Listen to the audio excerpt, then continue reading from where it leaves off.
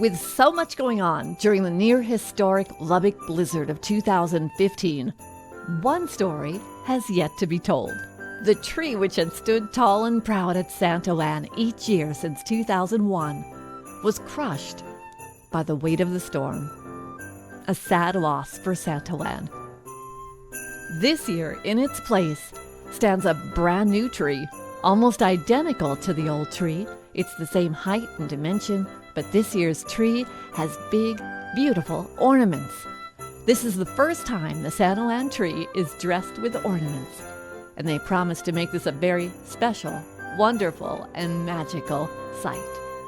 You can enjoy the Santa Land tree beginning December 10th in Mackenzie Park at Santa Land.